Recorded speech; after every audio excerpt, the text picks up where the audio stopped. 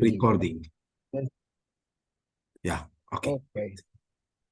Go ahead now. Okay. So, yes, a very warm welcome to everybody to this meeting. I very much appreciate that there are still some people around the world who do not follow this logic of war, using our mind for the one and only activity to say whom and for whom against and for whom we are.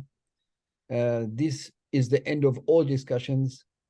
And we have all reasons not to terminate the discussion with this silly logic of whom against and for whom are you, and instead use our brains to discuss what is going on and why is it going on and what is the way out of these things. And if I may say that, the topic, thanks to Sari's paper, is war on Gaza. But of course, the things we are discussing here, explicitly or implicitly, is not only about the war on Gaza, but it is generally about the question, what is going on in the world these days, because there are wars everywhere. And I think it is our obligation to somehow, when we are thinking about this war on Gaza and share our views about that we think about more general questions. And as you will see later from my short presentation and what I already submitted as my comments to Sari's paper, we have to raise questions which are more fundamental and discussing these questions along that case of the war on Gaza. That's all I want to say. Let's just discuss and share our views. And I discussed before with Sari that the procedure is as follows. Sari has about 20 minutes to present his paper. Then I will very briefly, well, I always promise I will be very briefly, but I sometimes don't manage, but I will try to do that. My questions, my points, which are more kind of questions. And then we have at least a good hour to discuss and to hear your views. We don't have to discuss our points. If you want to just add other views you have, then that's also fine. So let's start with Sari.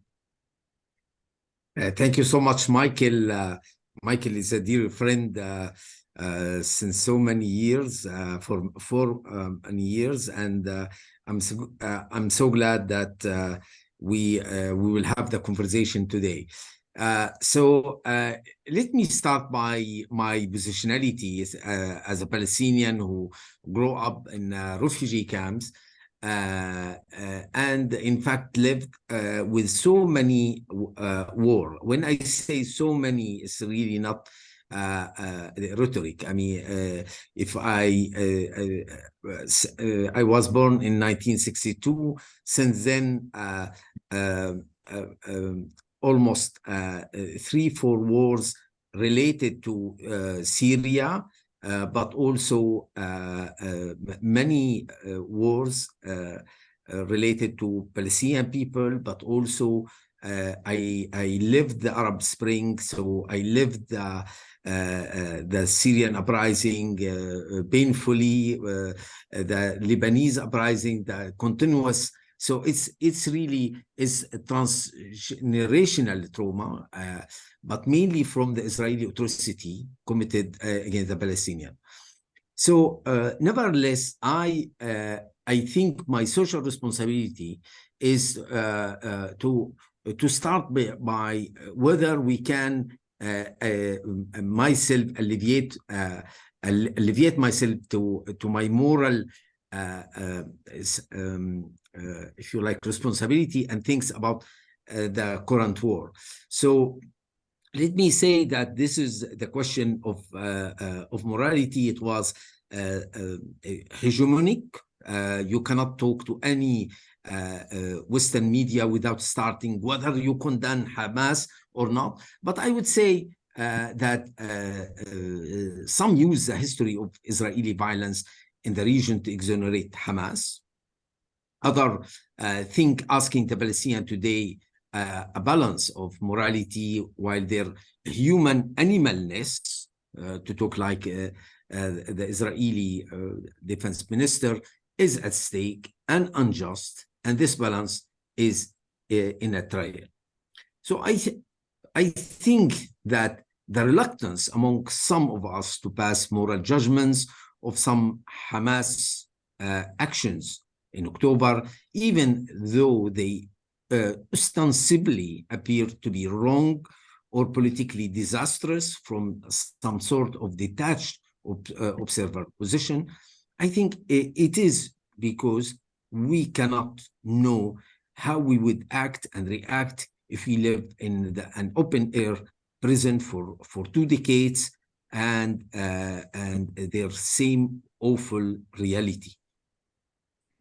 However, for me, to reflect on Palestinian-Israeli war, one should use the same yardstick to condemn any attack which doesn't discriminate between civilians and combatants, no matter what is the context is.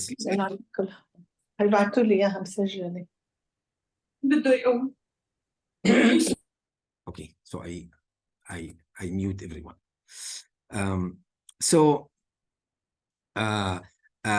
So if you like, let me, having said that, I refuse to reflect on this war starting from October 7. I can started from 1948. I can start from 1967. But let's see the last 30 years after the signing of Oslo Peace Accords. Actually, almost we have, it's amazing that in 9 October, I organized with Norwegian scholar a workshop about 30 years after Oslo in 9 October, 2 days after the Hamas attack. So what is the outcome? I think it was a consensus among Norwegian and Palestinian speakers that 3 decades later, the Palestinian National Authority remained in place, but is losing its legitimacy with 60% of the West Bank under Israeli control, and of course, the siege of Gaza since 2006. Let me first put it clear. While I have been advocating for long for one-state solution, I'm not against the peace process per se, and I cannot say that in principle, only a war can restore Palestinian just right. But what happened in this 3 decades? Just look about the dynamics from the beginning of Oslo process in 1993 to 2007 years. The number of settlements tripled from 110,000 settlers to 450,000. And then today, you have 7 times almost more settlers in West Bank. Now the number, according to OCHA, the UN agency related to humanitarian aid to Palestinians, is 700,000. By the way, all the statistics I will use come from this agency. So this is why, if you like, I study what happened during this peace process and before, and I coined the concept of spacocide as opposed to genocide. This is how I describe the Israeli settler colonial project, because this project targets lands for the purpose of rendering the inevitable voluntary transfer of the Palestinian population. So spacocide is a deliberate ideology with a unified, rational, albeit dynamic process because of its constant interaction with the emerging context and the actions of Palestinian resistance. So you cannot understand this spacocide project how become possible without understanding that Israeli authority use 3 regimes, I would say, or 3 principles. the principle of colonization. They keep colonizing land, but also the principle of separation. They are so racist, they don't want to see Palestinians. So, of course, using state of exception in Schmittian, Agambanian way, that mediate between these two seemingly contradictory principles. However, what I argue that space society really cannot account what happened later on, specifically starting from the Second Intifada. Second Intifada, it was a bloody, it's starting from 2000. But let me give you statistics from 2008 until August 2023. You have 6,400 Palestinian killed by Israeli military machine and the settler against 308 Israelis. So the ratio is 21-1. If you take the injured, you find exactly the same ratio, almost. So so far, from January until September 2023 alone, you have 223 Palestinians killed against 30 Israelis, and almost without any serious Western media coverage. So this is, if you like, this is a reality of moving from space society to what now I argue as a genocide. In September, October, in 7 October, you have 1,200 Israelis, from which you have 22 children killed, against more than 19,000 today. I mean, the Ministry of Health Palestinian account that they estimate almost 4,000 people under rebels, Palestinian, from which you have 4,670 children from Gaza. And again, when we would discover the rebel, the number of children will be above. So Israel used to set the exchange rate between the Israeli human as much as 21 times more worth than the Palestinian animals. And this is repeated even today. Some Israeli ministers recommend expelling all the Palestinians from Gaza using a transfer. I mean, something is written in many if you like, document report produced by some political parties in Israel. So let me put it clear that hopelessness breeds nihilism. Let us remember the maxim, be aware the man with nothing to lose. And I think today, with all these casualties, with that we will have this kind of population much more increasing. So why I use the word genocide? I don't want any European to tell me because they have some guilt that we cannot use the word genocide. This is, I think, this is scientifically how the international established. We have a genocide. In fact, legally, just let me remind you that under international law, they find the intent to destroy in whole or in part a national, ethnical, racial, or religious group as such. This is a definition given by December 1948 UN Convention on the Prevention and Punishment of the crime or genocide. I think we have so many evidence. I don't have time, but if in Q&A you ask me, I will bring so many evidence how the intention is there. I think genocide, the difference between genocide and massacre is the intention.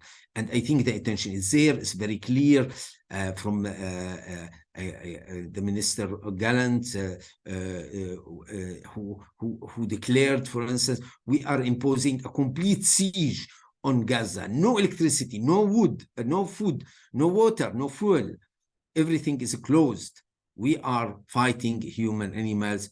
We will act accordingly. So so just we need really to theorize Gaza as a ghetto under siege for 2 decades with the complicity of Egypt. There is no sanctuary with a tiny landmass 40 kilometers long and only about 8 kilometers wide for 2.3 million inhabitants. So, so I raised a question whether 7 October was a strategic blunder from Hamas or not. I don't think so. I think that sociologically, the occupation was so ugly that we cannot expect resistance to be pretty. You have many similar cases in the history. Norman Finkelstein reminds us the case of the revolt, the slave revolt in U.S., and how Du Bois or the reformist Frederick Douglass has not even criticized their ugliness. Also, another scholar, David Rovics, who resemble what happened in 7 October to the Warsaw Ghetto uprising in the spring of 1943, when the Jewish fighting organization forced the German army to take troops away from the front line in the war with the USSR that they were losing.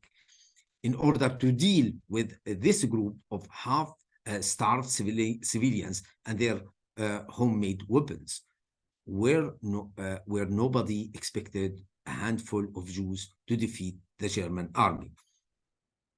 So, in fact, I think the Palestinians who pay the heavy price have made it clear today that they would die quickly rather than slowly, and rather fight on their feet for justice and freedom than die on their knees in humiliations.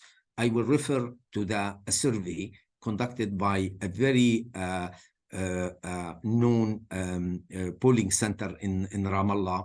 It's called Arab World Polling and Research Center, where show us 75% of the Palestinians approve the act of Hamas in 7 October. And you have almost the same percentage those who support Hamas today. So I think this is something you cannot understand it without referring to the structural violence of settler and apartheid system. So a few words to say about the Western political and military complicity. I think here I'm outraged, you know more than me, carrying a flag or kufiya. It was criminalized in countries like Germany, France, and then thanks to rule of law, a little bit they decriminalize this after pressure. You have people sacked. You have people under freezing of their contract in France because of post they did it. So I think what for me is amazing, that some articles I read, I'm reading in Haaretz, in Israeli, is you cannot absolutely publish it in Germany or in UK or in France. And the position of the Israeli Sociological Association is much more critical to the Israeli violation of international law than the national associations in Europe. I just finished my mandate as a president of the International Sociological Association, and look to the ISA, my association statement which wanted to be balanced, etc. Of course, I'm not criticizing necessarily anyone, and especially the current president. He is a very dear friend, but I'm criticizing how overall the executive committee, they are careful, etc. I don't need to talk about the statement of Habermas. It's so outrageous. I mean, by the way, I met Habermas in a cafe. He was invited to Hebrew University. I came. So an Israeli friend wanted to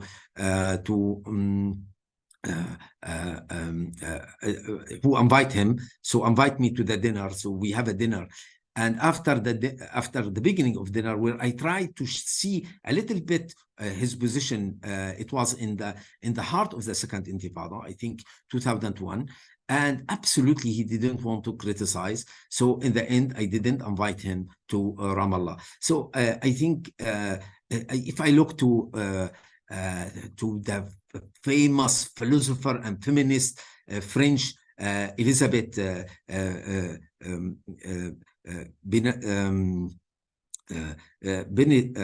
Bidenter, who really enact a collective death penalty against the Palestinian in Gaza in her declaration, while her husband is famous Robert Bidenter rightly enacted the abolition of the death penalty in France in 1981. So you don't understand some reaction.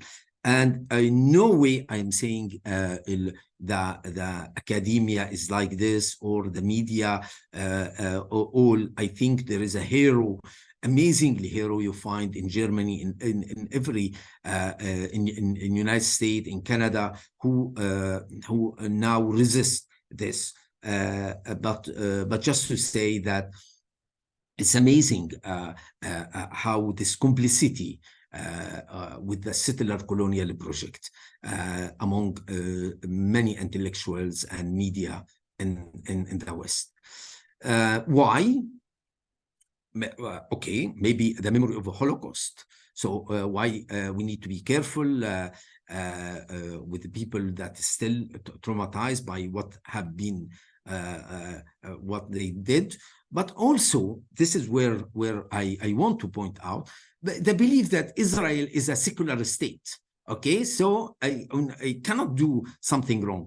Let me give you this example of this. I do remember in 1993 it was a debate, or 1992 I forgot, with Alain Touraine in Paris, and he was talking at certain point, say there is a miracle of the Russian how Israel hosts 150,000 refugees or migrants from Russia in a span of 1 year. So when I asked Touraine, but do you know that they are illegally settler in the West Bank, etc. He told me, Mr. Hanafi, don't. This is a great chance of your people, the Palestinian people. These coming from Soviet Union, they are settler, so they will balance the whole equation with Israel. So this naive thinking that just to be secular is sufficient not to be colonial. By the way, they compose, they establish the Israel Baytuna, Israel our home, where they ally with the most reactionary religious nationalism in Israel. So I don't have time to say whether Hamas really represent the people, the Palestinian people, or not. I think they represent, and the public opinion Palestinian, they are really ephemeral. When it was a political project in Oslo, all the polls show how they support the Oslo process, the first 2 years and a half. And then when they noticed that it's a pacification in order to accelerate settlements, they turn against Oslo. and Hamas gain popularity because it has a political agenda. I'm not sure those who support Hamas support its social agenda, by the way. This is another story. So let me finish by saying, if you like, I don't see any settler colonial project that was evicted only through negotiation before establishing certain balance of power. And this is often done by making this project so costly. I think Israel enjoys so much cheap occupation. Algeria succeeded its independence after 1.5 million martyrs. So I think and the Oslo process didn't yield anything. The tsunami of Al-Aqsa has been seen by the people of the region as a restoring dignity for the Palestinian and those who believe on justice. By the way, the same survey I referred to, as I said, the majority, three-quarter, they feel this dignity from what happened. I think now I will finish by talking about the three scenarios. So there is a rosy scenario that Palestinian resistance will resist robustly, that it become so heavily expensive for Israel to continue their genocidal project. And then now we have the voice of Spain, Belgium. It's very interesting, even from Europe, calling for Palestinians from now. So the scenario one is a two-state solution in the line of 67. As Dominique de Villepin, also the former Prime Minister of France, call it, including expulsion of the settler from West Bank. This is a scenario rose that we will have really a political project, a peace process after this. And in fact, this scenario, because it's constantly not anymore for Israel, but also for United States, but also from Europe, because they host, if you like, competing community, a Jewish community and pro-Palestinian community. The second scenario, that it will be a second Nakba, that Gaza is completely destroyed, that the Palestinians will not able to raise their head from the dust, and of course the international community will slowly forgot this Palestinian issue.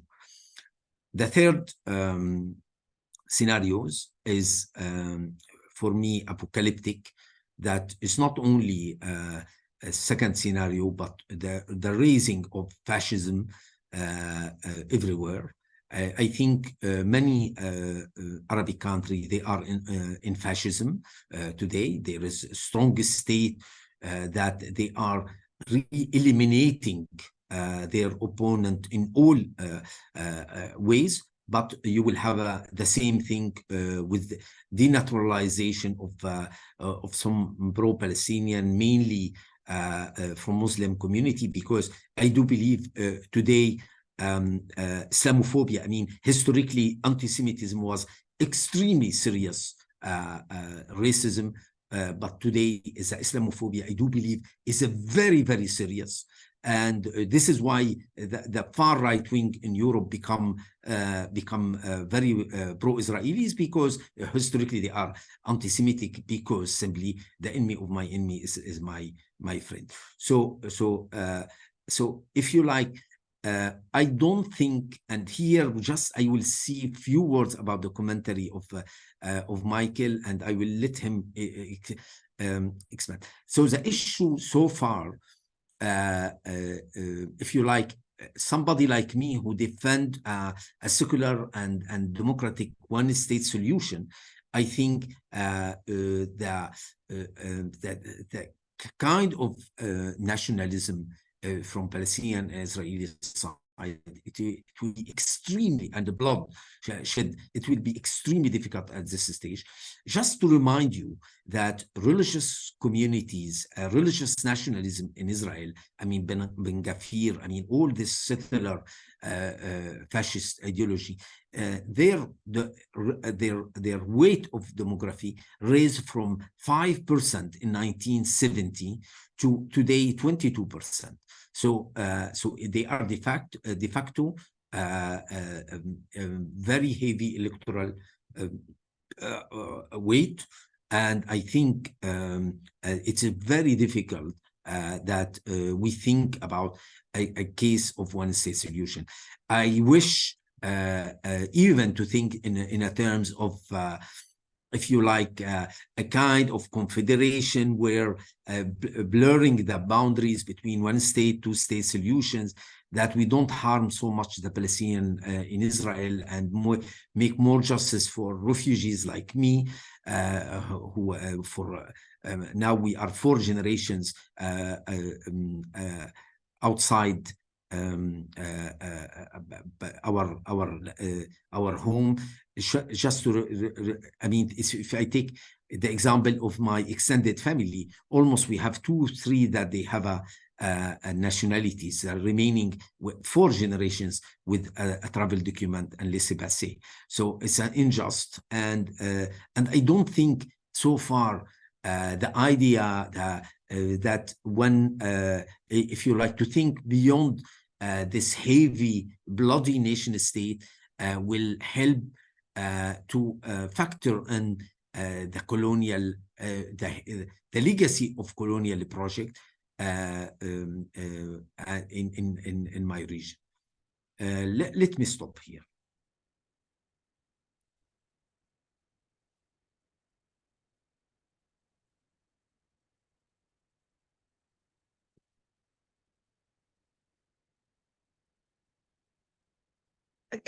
I can't hear you, Michael. You're muted. Michael, we cannot hear you. Thank you. Can you hear me now? Yes. Okay, thank you so much. So, yes, I wanted to make some comments on Sari's paper or Sari's statement. And I have to confess that what I'm saying now, I already drafted my view in the paper that was available for you. I don't know if you looked at it, so I will try to phrase it what I was writing there in a few words. And what I wanted to say is, of course, I must admit it is very challenging also for me what I'm doing there. It is challenging because what I am suggesting to talk or think about seemingly has nothing to do in the first glance with all these cruelties that we are facing today. It seems that I don't care about all what is going on, but I tell you what, the opposite is the case. And if I can just start with the conclusion of what I'm going to say now is, the conclusion is this: it is not the case that there is so much cruelty, blood, dead people, because there is no independency. My view is there is so much blood because there is a fight for independency. The word actually is very strange. The notion fighting for independency, the examples you were giving, Algeria was one case, and all the other cases where you say all these projects of getting independency are all bloody experiences with a lot of blood. And my view is this should be taken as a big question mark if this project fighting for independency is really a decent political objective. I know that is very offensive for many people, because this happens not only in Palestine, Israel, Gaza, and so on, fighting for independence. This happens all over the world.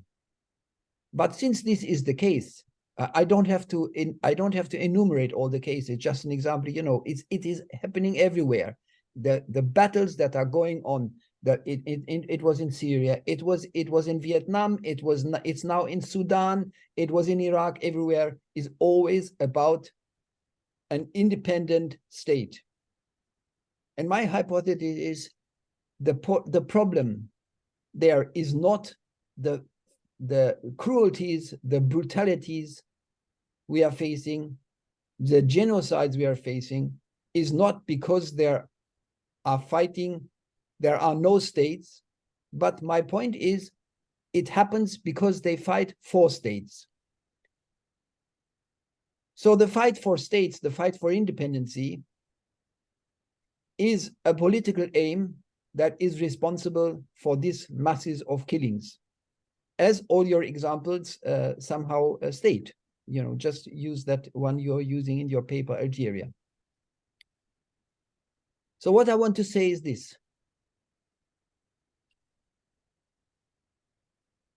For me, I must say that sounds almost cynical. What is going on in Gaza is absolutely no surprise. This happens not for the first time, but as you say, it always happens in these fights for independence, which is in the fight for independent states. What is happening there? People are standing up against their oppression. They are standing up against hunger. They're standing up against oppression. They're standing up against being forced to do things colonialists or imperialists or whatever are doing with them. They're standing up against these kind of oppression and poverty. And they're standing up for this with the objective to achieve their own state. That is what the notion of independence is about. And my view is this is a wrong opposition against their oppression. How can I dare to say that? I dare to say that because if I look at only at the history, if I only look at the history of these fights for independence, that is now more, or let's say roughly since the end of World War II. Africa, Latin America was earlier, but there are all these fights for independence. And I want to raise the question if that is really an aim we should still follow and still advocate. If we look at the results, what are the results? There are states, they have reached their independence. And as you rightly say in your paper, Sari, we should not forget that this is all about is about the living conditions. I don't know how you phrase it. I cannot look so quickly. After all, what matters is, the quality of life of people. How can they live? It's about poverty. It's about oppression. So if we look at these successful stories of independence, I mean, it sounds a little bit odd if I even have to raise the question, has anything in the life of ordinary people really changed to the better? Of course not. It hasn't. I would even say, if you go through the cases of countries which are now independent states, and you mentioned that at the end of your presentation, take the Arab world, Egypt, Iraq, Iran. Iran is a particular other case. Look at and it's not an Arab country, I know that. So if you look at just at the Arab world, they all have managed to become independent states. And you are saying, that is another discussion. You said they're all fascistic regimes there, but they're all independent states. No. And do you really want to say that this aim of gaining independence, that is creating a state, has nothing to do with the fact how they are ruled? I don't believe that. I don't believe that. I don't want to believe that. Just the frequency of what is happening under the notion of independency in a historical perspective happens too often to say that it has nothing to do with the aim of independency. The least I want to say is, can we raise the question if maybe this aim, founding an independent state, phrased called independency, is that really an aim that we should longer promote? If we look at what happened under this notion in the history of all the fights for independency.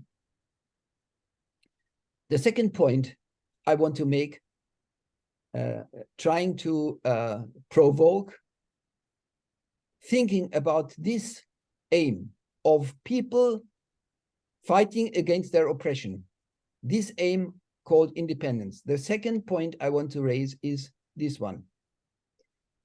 Does it not make you all those people who are still advocating independency, and to say, okay, you know, if you fight for independency, there is always a lot of blood, as you refer to Algeria.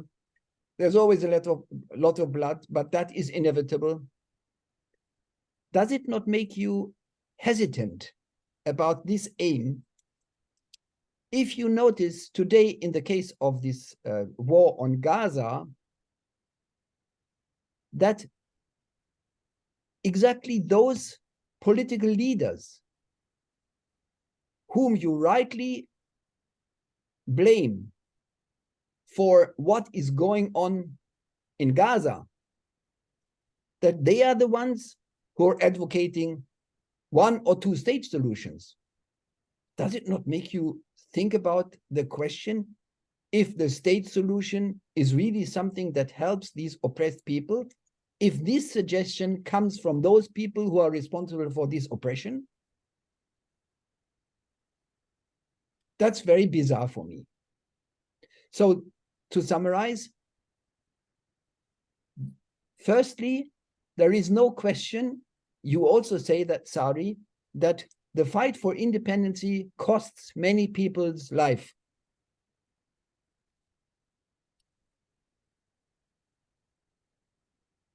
Is this then really an aim that we still should try to achieve, if that is the price for it? Do we have to accept that? Or is maybe something wrong with this aim? And my second point was, if you then look at all the historical examples, does it not raise that question? If we should think about this aim of fighting for independence, if it had in a historical perspective so many killings of so many people who were fighting against their oppression, against poverty, and what did they do? They paid with all millions of people paid with their life for that. I don't want to be misunderstood, right? I'm not saying that they should not stand up. They should, of course. The question is not, should you not get up against your oppression and your poverty? The question is, what are the aims for what are you fighting for? And the question I want to raise is it really reasonable? Does it make sense, if you look at the history of these fights, to fight against poverty by fighting for independence? That is the question I want to raise. And as I said at the last point, it should make at least one suspicious that the political leaders who support all these violence everywhere in the world, wherever it is happening, that they are the ones who also say, we need a two-state solution or one-state solution. So they also advocate this idea of an independent state. Does it not make you think about that? I want to say another point about related to this question: is this genocide? Is it not? And so on and so on. And where is it? And where did it happen? And so on. What was it here and there and where? My observation about this question is this one. I don't want to participate in the discussion if the killing of people can be rightly considered according to the definition the United Nations you mentioned the date, I forgot, I think it was 1948, correct? It's the definition they made what is a genocide and what not. I don't want to participate in this discussion. It is massive killing of people, and if you call that genocide or not, as you all know very well, that is decided by the United Nations political body. And if the leading countries in this United Nations body don't consider a killing, massive killing of people, not as a genocide, it's not a genocide. So forget about this discussion. Stick to the fact that there is a massive killing of people, and stick to the fact that it is this very gathering of all the world's nation states, the United Nations, that's why it's called like that. It is the meeting, the body of all these national bodies to define what is genocide. And you know what my first conclusion from that is? Aha, interesting. You define what is genocide and what is not genocide. That means genocide, the killing of people, is something that is so normal for you that you put that into your rules about how to carry out violence, because it's part of your violence. Massive killing of people. And the definition, is it genocide or not, is a mere political question. A political question decided by those who decide all questions about the world. That's why many genocides happen are not genocides. So isn't that debate a little bit odd? Isn't it more important to say that is really interesting? The United Nations, the political body unifying all the nation states at the world, representing these nation states, these political bodies called nation states worldwide, they consider the killing, massive killing of people as such a normal thing that they even have a rule for how to carry out this killing and what is a clean killing and what is not a clean killing. And does this, maybe this point, considering genocide as the most normal thing that happens in conflicts between nation states, does this at least not make you raise the question if you should really still believe that nation state are a desirable aim and are a means against the oppression of people? If this aim, getting up for independency, includes apparently, as a very normal thing, the massive killing of people.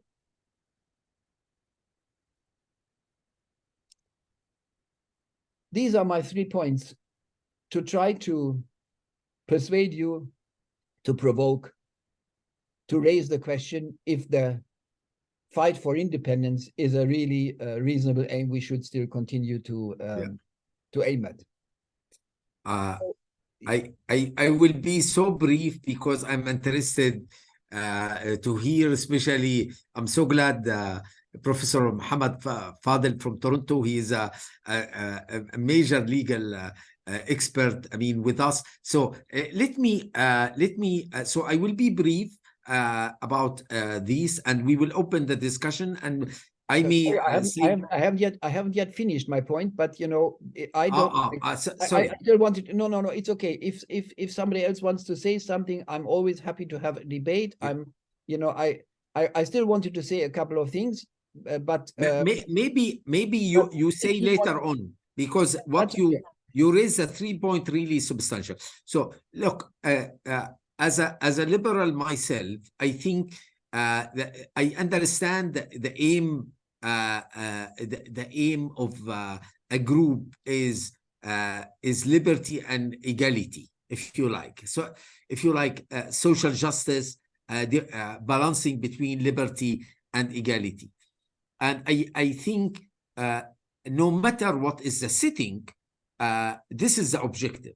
So I think for Palestinians today, under the oppression, they want liberty, liberty in a even basic sense. I mean, liberty of mobility. You have 85% of the Gaza people. They didn't lift this tiny landmass for 20 years. So liberty of many things. And equality, it means that it's not an apartheid system. So what is the setting? It become really whether one state or two state, or thinking in a concept with playing with the word sovereignty is not an issue. Now about the sorry, but you I know, think but yeah. Can you, Yeah, I disagree with you also in these aims of what did you say? What was it? What liberty and liberty. And equality. Equality. I mean, you know what? where makes right. social justice. Yeah, I understand. You know what? I also disagree with these terms because also these terms represent statehood. And I am substantially questioning statehood. Liberty is the statehood from the point of view of the individuals, right? And what was the other one? What justice? Equality. Equality. Yeah, social justice. And equality is the equality in front of a political power. And these are the sort of views of nationhood constructed society, which I also disagree with. And my point, the point I still wanted to make is that was just my final conclusion from before what I wanted to say.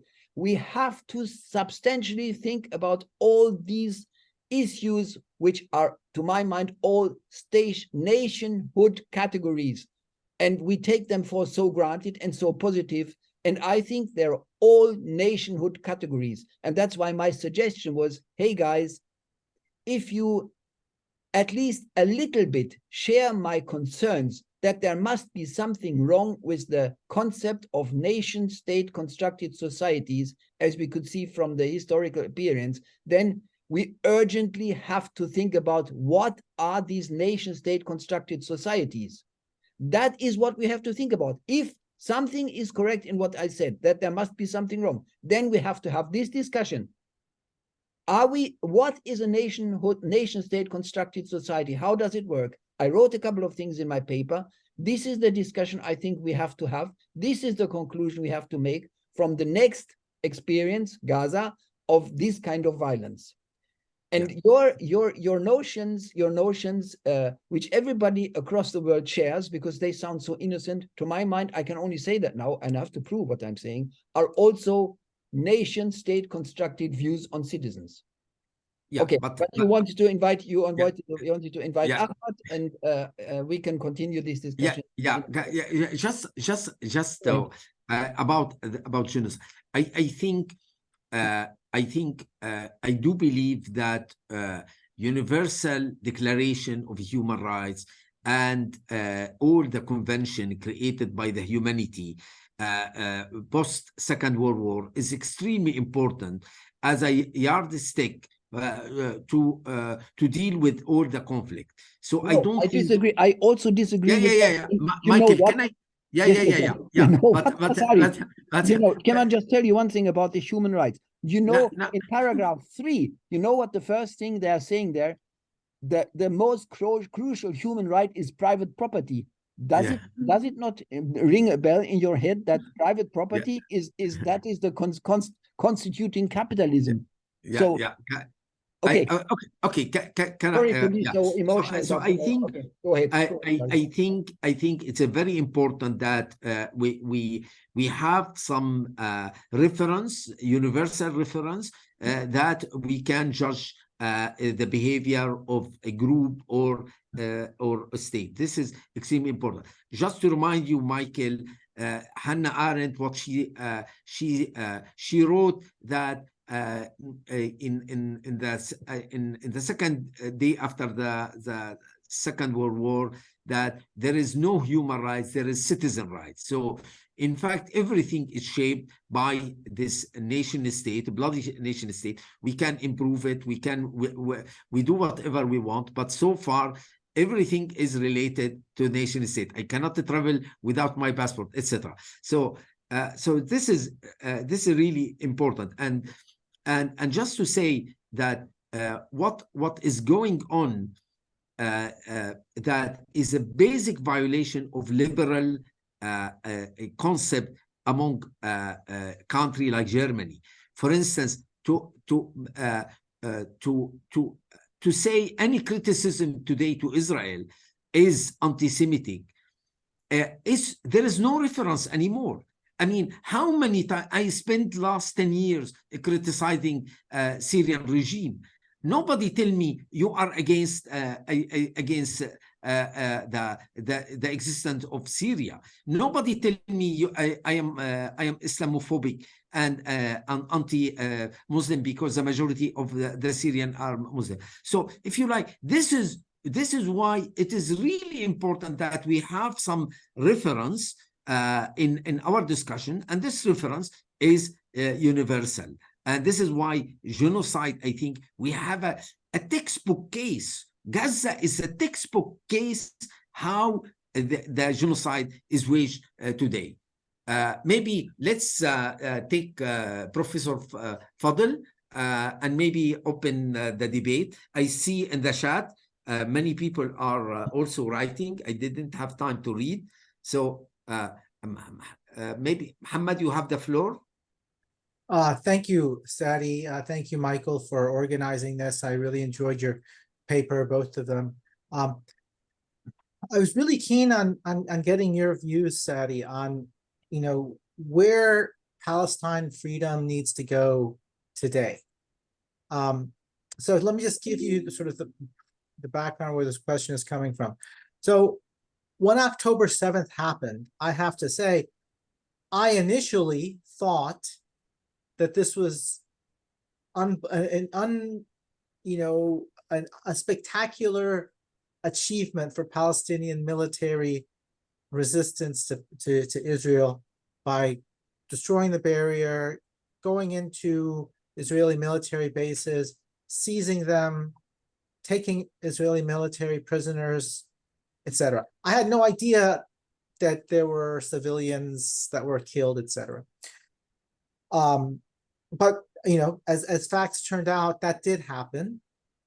And now it seems that some of the rhetoric that comes out of Hamas leaders are suggesting that they are adopting a model of a people's war along the lines of Algeria or Vietnam, which in the circumstances of Palestine strikes me as completely insane, because it's a completely different kind of situation where you don't have a minority Cologne community that's surrounded by a vast number of colonized.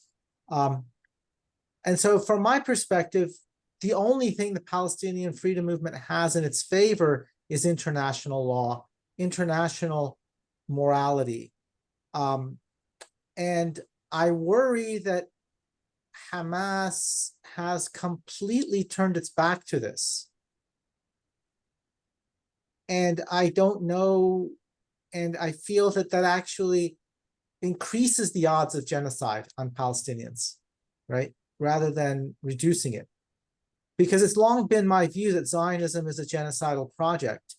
And left to its own, it will commit a genocide against the Palestinians. And the only thing restraining it is international order. So if the leading Palestinian resistance movement, and again, to be very clear, I'm not somebody who says that armed resistance is by definition illegitimate. I am all for legitimate armed resistance if it serves a liberatory project. I'm just very concerned about where things are going, given what happened October 7th, given Hamas's public statements about it. Anyway, I was just wondering if you had any views on this. Did you ask Sadi? Yeah. Or did you ask me? I also want to. Sadi. I also want to respond. He asked me, but Michael, I suggest those who wrote in the chat that we give them the floor to Yeah, yeah, talk, yeah. and then we collect, and then you and me, we will have time. Thank you so much, Professor Fadel.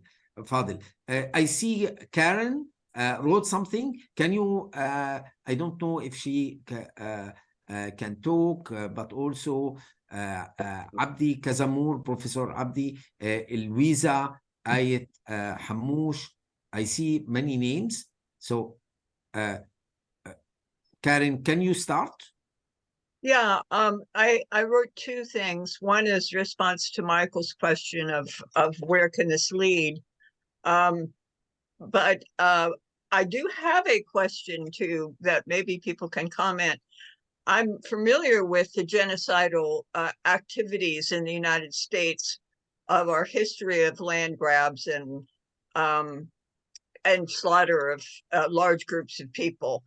And now the more subtle daily deaths of people of color and great numbers of incarcerations of people of color.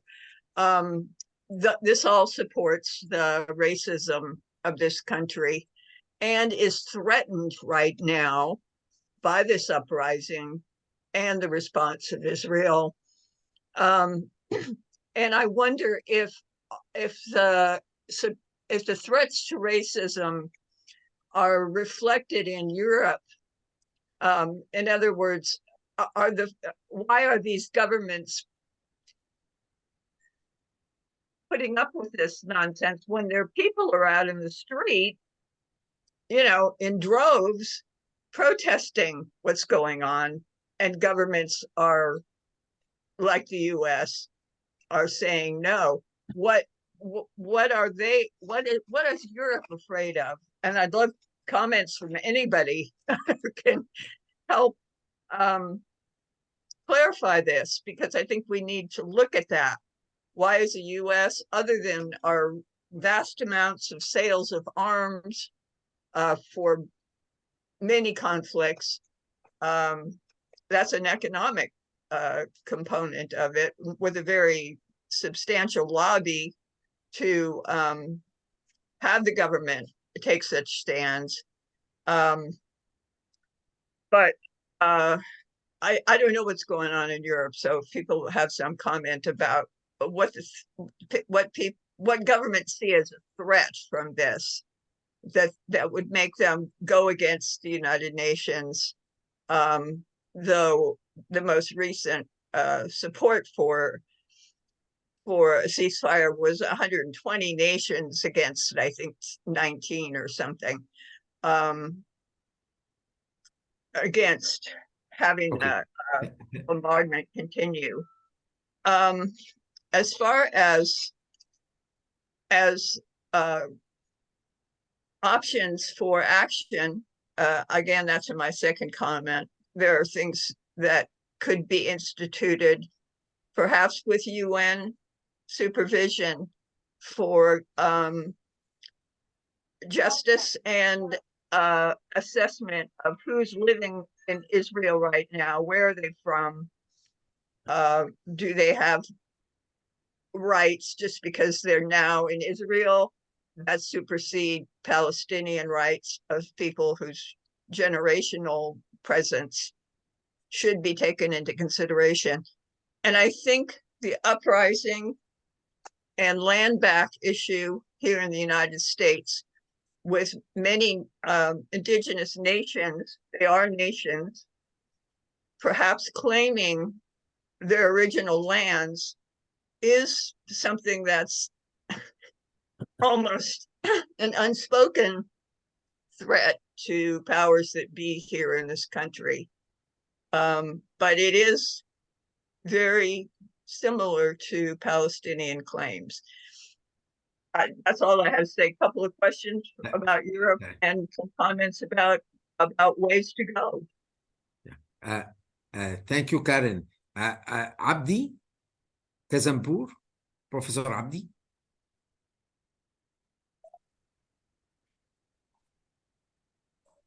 Yes, thank you, Sari and Michael, for organizing this. My question is a very brief one. You mentioned that you have been advocating for a one-state solution. So I just wanted to see how, other than seeing this as a sort of moral position if we look at it as a political project that, of course, has to take into account the possibility of its success. How much more likely or more achievable do you see that compared to the two-state solution? Yeah. Thank you. Is there any other questions as a first round? No. Can I start? I will start, Michael, and then you come after. For Professor Fadel, let us first clarify what we learn now from investigation done by Israel, what Hamas declared, etc. First of all, when this people in prison, in the open air prison, see a breach in the wall, the 800 fighter from Hamas, it's not only them who enter.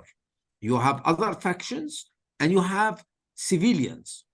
And in the first few days, most apparently of the kids and the civilians who was kidnapped, they were absolutely with the civilians, with the Palestinian civilians. It's really a chaos was and a kind of a vengeance. Yeah, so this is something we know. We know that that also the music concert, Hamas were not aware of it. This is the Israeli military conclusion, but they learn about it in the spot, and actually most of the casualties was with the Israeli bombardment and not with Hamas killing civilians. Nevertheless, I think if we take the declaration of Haniyeh, the head of Hamas, Ismail, he said that we consider the male adults in Israel as either soldier or reservists. So they don't define it according to international law, discerning between competent and non-competent. And I think it is legally wrong, in my opinion, and morally wrong. However, the major, and I think even Musa Abu Marzouk declaration, he said Hamas committed some mistakes in 7 October. So, and this is what I think, but nevertheless, the huge what make this the war genocidal is the huge disproportionality that Israel is doing it. So far, you have 15 times more killed among civilians in Palestinian territories than what have done, and we have only time of truce. So this is, if you like, is it a strategic blunder? I don't think so. I think what Hamas did is put again the Palestinian issue on the map. Now, I am not saying only scenario is the first scenario I mentioned. It can be other scenarios, but I think all the second and the third scenarios is a escape forward. It's a matter of time where even if you kill today Hamas fighter, Hamas is a brand and name. They will emerge and they will be tougher and things like that. So I think Hamas, and let me finish this with you. Hamas did exactly what absolutely Israel have done in the last 4 Gazian war. That Israel killed in the Blum cast, I think cast of Blum, something like that. It was in 2000, the last one. You have 1,400 civilians died. Among them, only 320 people from Hamas, all Palestinians. So if you like, we know exactly today that you have around 300 Israeli soldiers died, and the other is civilians. So what, nobody asked for the destruction of Israel. Now we ask for the destruction of Hamas. Again, I know that you are not suggesting anything like Hamas should be punished in the same way. But just to say that Hamas, for once, should say, look to the world, what is going on? Israel is always have this ratio. I will start with such ratio. So again, it's not my moral choice, but I think Hamas did it, and this is what give a huge dose of dignity, because they show that these people who no technology with them, with all this closure, they produce homemade arm. It gives a lot of hope that the weak with resistance can overcome the colonial project. So I think the big message is sociologically is extremely huge, no matter what is our moral judgment on it. To Abdi, let me say that yes, I think politically one-state solution is feasible in a long run. You can, especially with the confederation system, where you have different chambers. This chambers this time is not necessarily related to geography, but related to community. And this community, exactly like in Lebanon, this community vote for their affairs, and not for a national one. A national one should be by a chamber which gather, if you like, overarch all this community chambers. I think, if you like, communitarian liberals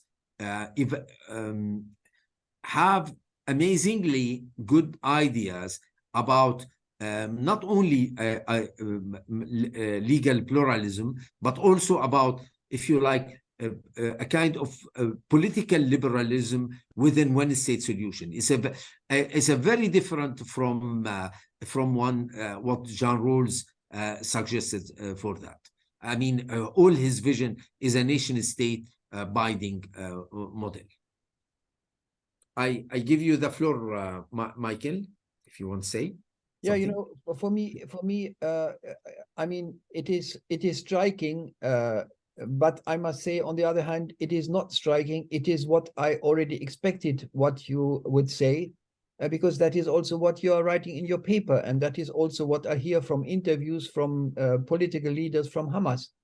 And I wonder, you know, well, it is somehow impossible to try to raise the question if these political aims are sort of desirable aims. If you do what you do, you say, well, you know, I count the dead people on that side, I count the killed people on that side, and after all, yeah, this is a pity, but this activity was very successful because, as you phrase it, it put the Palestinian agenda on the Palestinian topic on the agenda again, and you refuse just from raising the question, what is the Palestinian agenda? Because for you, that people die to put what you call the Palestinian agenda on the table is so natural that you even don't find it cynical that you're sitting there and say, well, yeah, that's the number of people killed, the proportion is this one, and it just doesn't come to your mind to raise the question if this project makes any sense if it costs so many people's life. So in other words, for you, well, there is no alternative. Give me the alternative.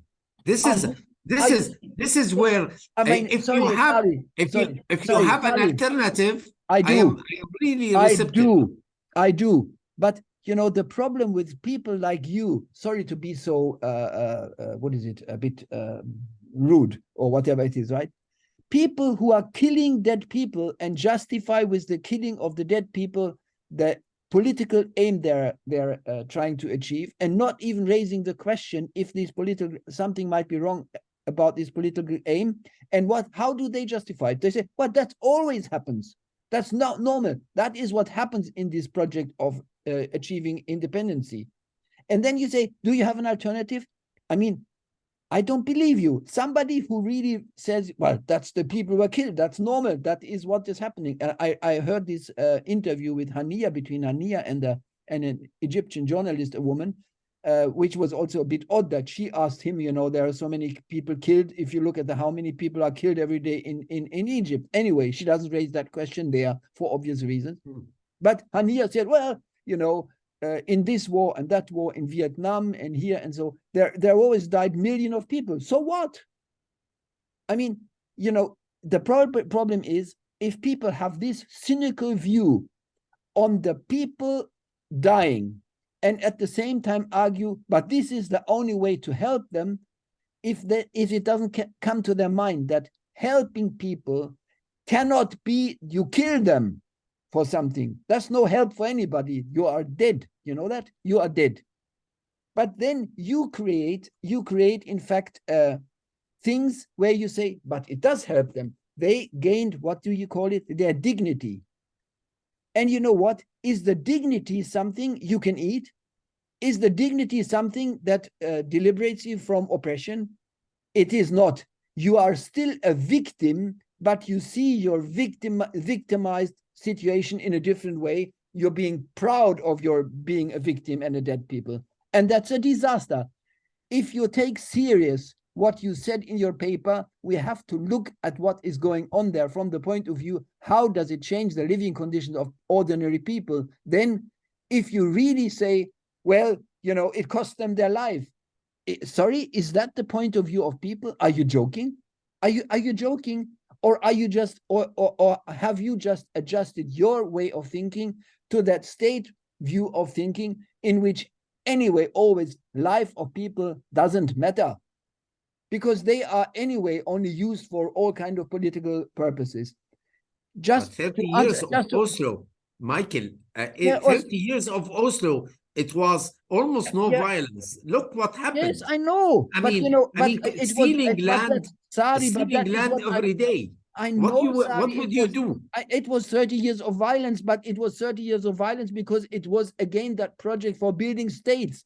Don't you realize that if you join that project for building states, you sacrifice your life for the sake of building a political body?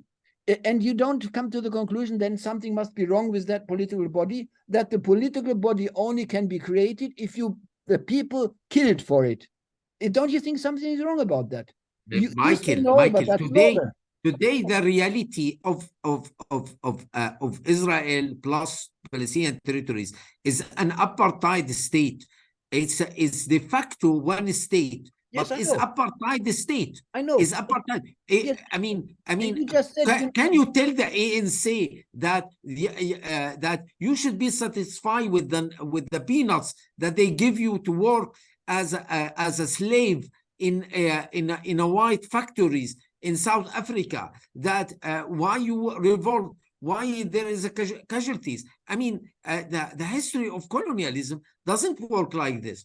Only it works when there is the extermination, like in North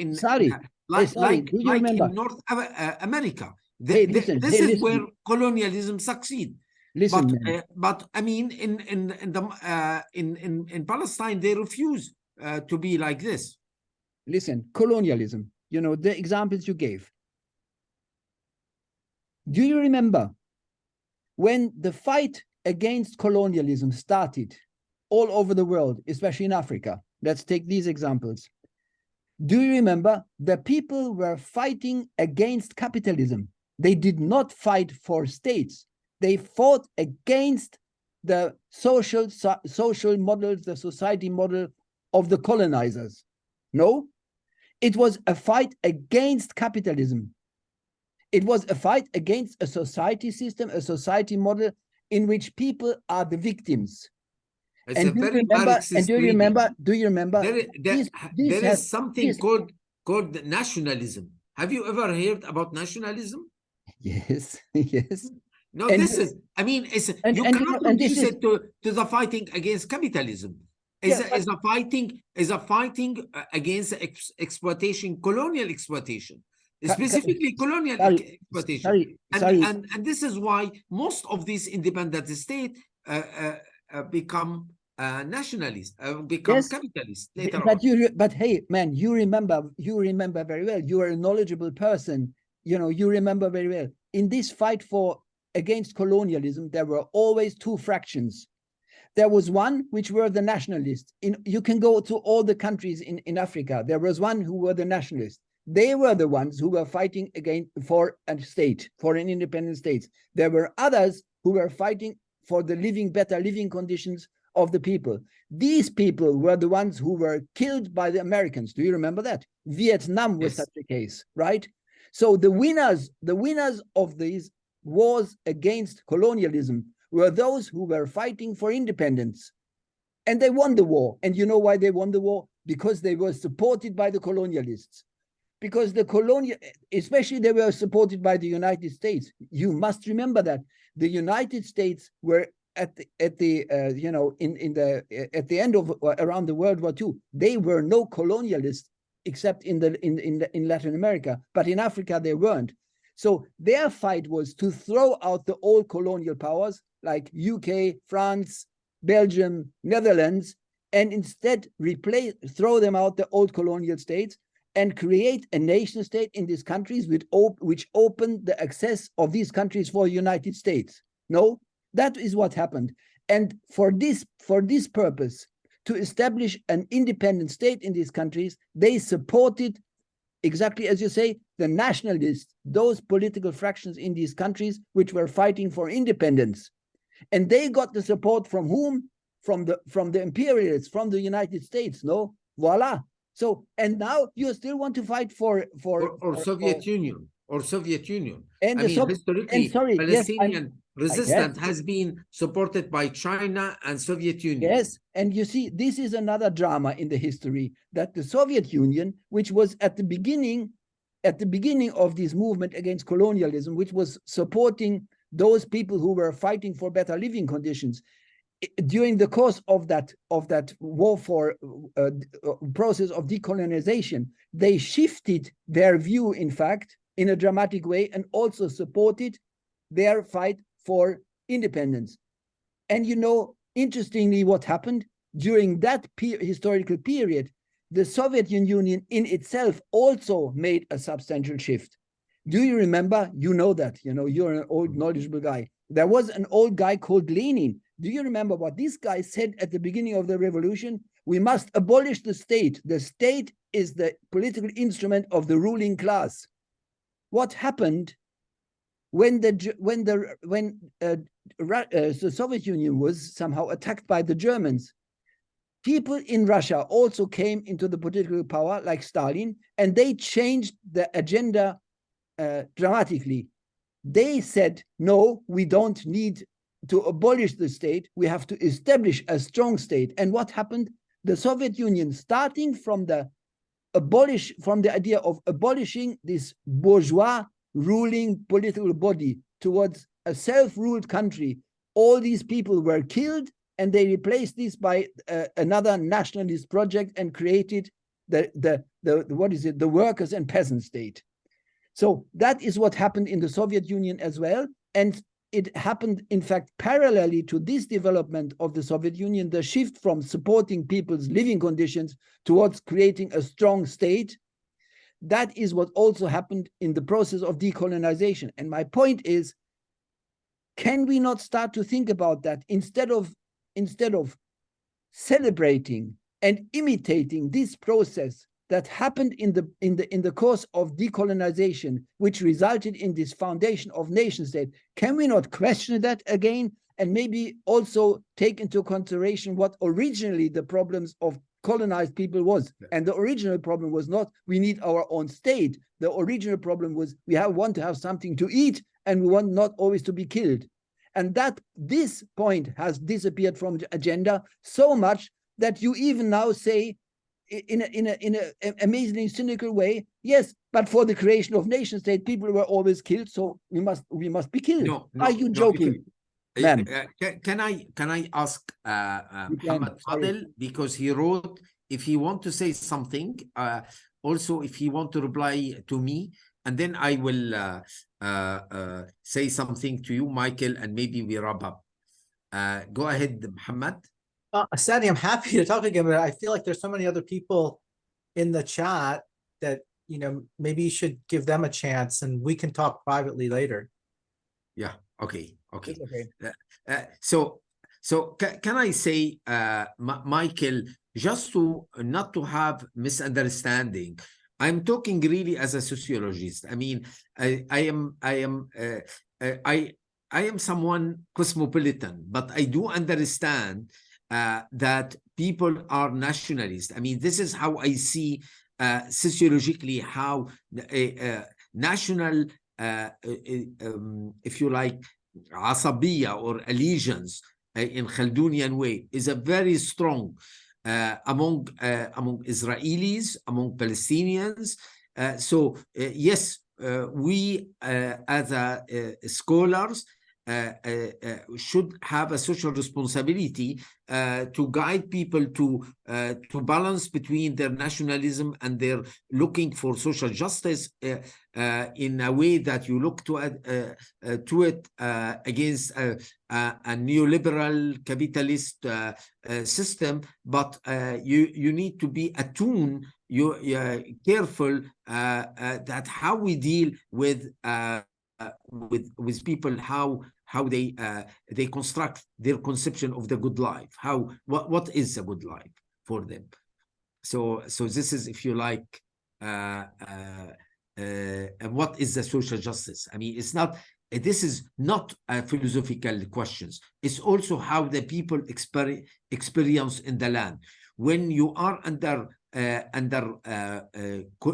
land confiscation and apartheid system for so many years, it's a very difficult to people to say, look, we will forget everything and let's think how simply to live together without have a political entity, I mean, political identity.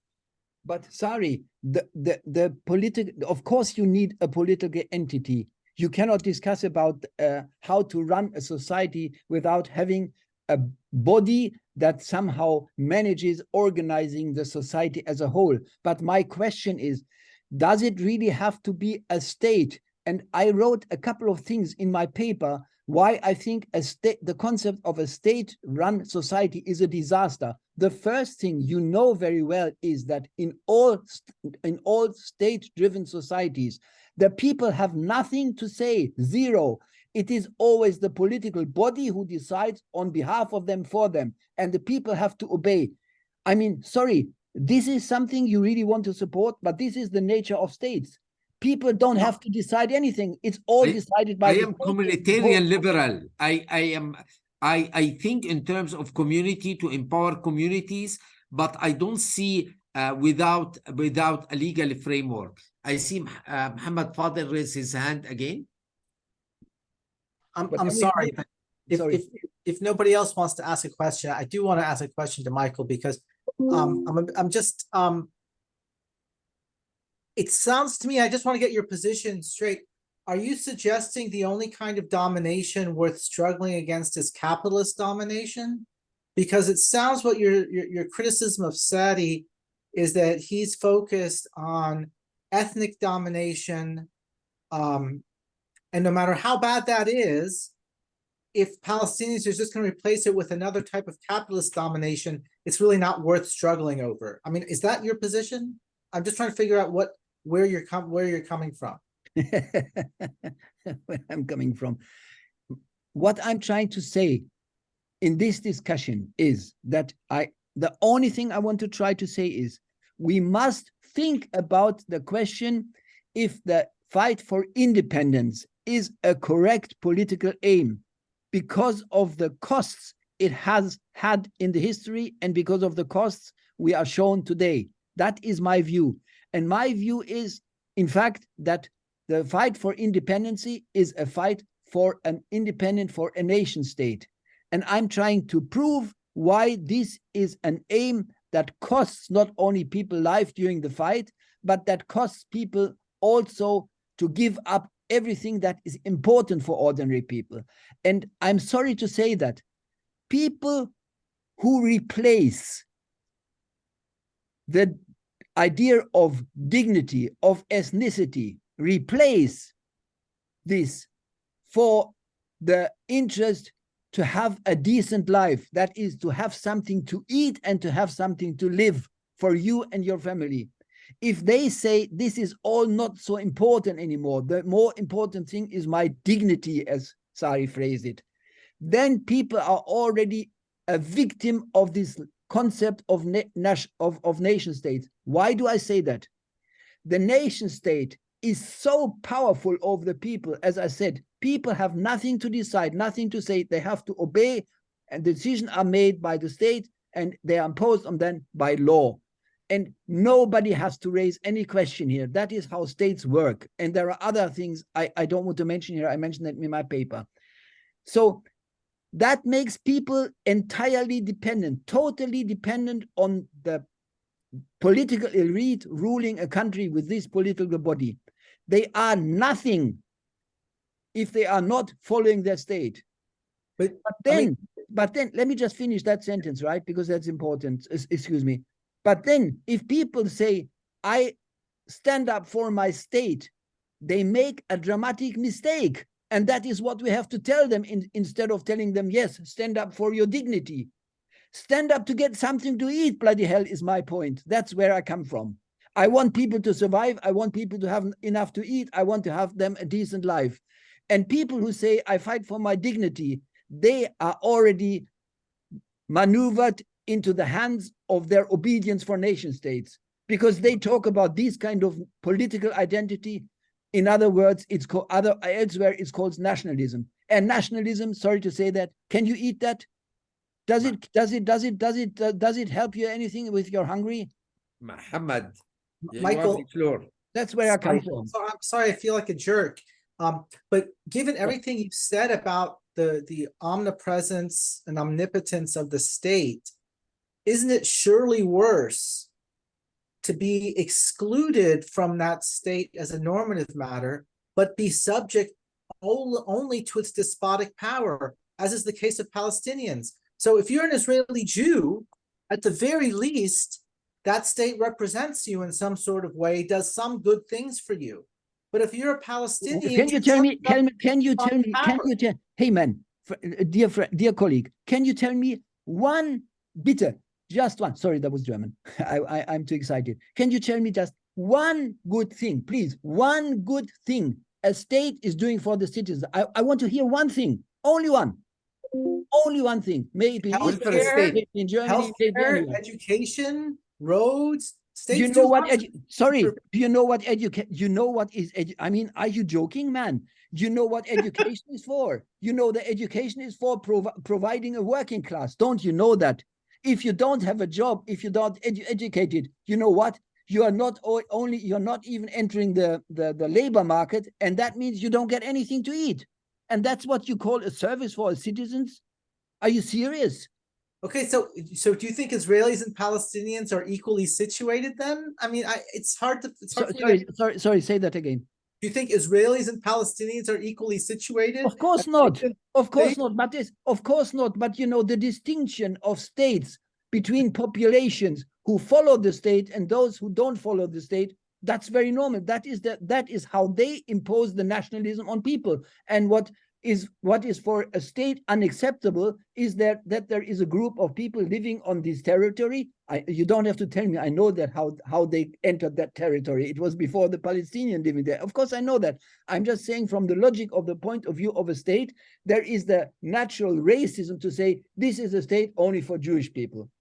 But that is sorry, but that is also what they're doing everywhere. I mean, hey guys, do you remember the ways nation states have been established in that wonderful Europe, this wonderful, part of the world, which is telling everybody now today how to live and what are human values, what's humanity, and what. Do you remember how these nation states have been established? Do you remember that? Did you forget that? With massive killing of those people who didn't say, yes, we are Germans, who said, no, we have other interests than being Germans. We want to have something to eat. We want to have something for our family. We want to have a place where we can stay. They were killed because it was anti-German or anti-French. Do you know? Don't you know that? I think, Michael, we decided 1 hour and a half, and we go beyond 1 hour and a half. That's it's okay. 8:41. Yes. So maybe let's wrap up and remind everyone that tomorrow there is your paper about it's in the same link of this webinar. Can you remind them about your paper on raison d'être, German? Yes, about yes, tomorrow. Tomorrow, yeah. Yes, tomorrow at the same time, I want to have a discussion about the German raison d'etat. And the reason for this is that, as you all know, Sari described that very correctly in his paper. In Germany, the situation is that if you don't take side for Israel or against Russia or whatever in a war, if you don't take side in a war for the side the nation state is taking, you are in danger, right? And just to give you, there are so many examples where football players coming from Morocco said, but the killing of the Palestinian must finish, and these people were fired, right? Some were not fired, but many lose their jobs. At least you cannot say anything anymore. And even in Germany, all the moral principles which were valid until a few months ago, that you said we must be for peace and so on. No, today, if you say I'm for peace, you are in danger. Because you must be for war, and you must be for the war of Israel, and you must be for the war against Russia. And this is quite remarkable that in a country, all the moral values somehow were abolished and replaced by a view on these conflicts happening in Israel or happening in the Ukraine, between Ukraine and Russia and the West and so on. And were somehow subordinated under the one and only view that you have to abolish all the principle and you have now to be for war and against peace. And I want to try to explain that, why this is the case and what this has to do with the very particular historical raison d'etat Germany created after the World War II. That's what I'm talking about tomorrow. So it has also something to do with this topic, in the sense that it explains, somebody mentioned that, why Europeans are sort of thinking in that way. By the way, not only in Germany, but in Germany, there is a very particular way how this raison d'etat has been constructed. And that's what I want to discuss tomorrow. Yeah, I think we need to end now, and hopefully to see everyone tomorrow. Okay. So okay. Sorry, thank you. It would be nice if you are all there tomorrow. It would be nice we continue this discussion. Let me just say this. Let me just say a final word, if you can just listen a second. The point I want to make is, I only want to try to initiate a discussion about all the things we are used to think and we find normal. The world is so crazy that I think we should feel obliged to raise the question, all the things we were thinking in the past, like this wonderful notion of fighting for independence as a definitely positive thing. We have to put everything on the table and ask ourselves, is it really correct what we're doing, and question all the things we normally say that's all fine. That's what I want to initiate with this discussion. That's why this discussion is not finished with this meeting, but it just starts with this meeting, and we have to think about the way how we can continue this debate and then go dig much deeper in all of these points. As you can see, we just touched on many things, but all the things must be discussed in a much more sophisticated way in the future, and I hope I can make some contribution to that.